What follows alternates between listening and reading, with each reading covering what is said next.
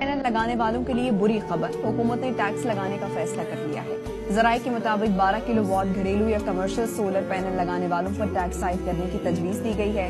हुकूमत ने घरेलू या कमर्शियल सोलर सार्फिन पर 2000 रुपए फी किलोवाट टैक्स लगाने का फैसला किया। दल बददिल मुख्तियारा, अब हुकूमत ने जो नई पॉलिसी अभी जारी की है कि सोलर पैनल लगाने वालों से फिक्स टैक्स जो है वो 2000 रुपये किलोवाट के हिसाब से चार्ज किया जाएगा। मतलब अगर किसी ने 10 वाट का सोलर पैनल घर पे लगाया हुआ है तो उस पर 20,000 टैक्स को, जिसने अमूमन तौर पर 20 वाट, नॉर्मली तो 10 वाट का सोलर पैनल घर में स्टार्ट किया जाता है, जिसने 20 वाट का लगाया उससे 40,000 रुपये टैक्स वसूल किया जाएगा।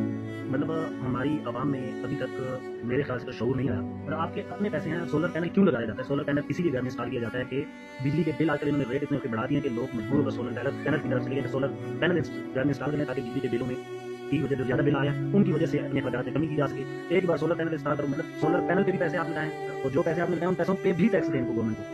तो ज्यादा वाली बात है ये, मैं पता नहीं किस रास्ते पर चल पड़ी।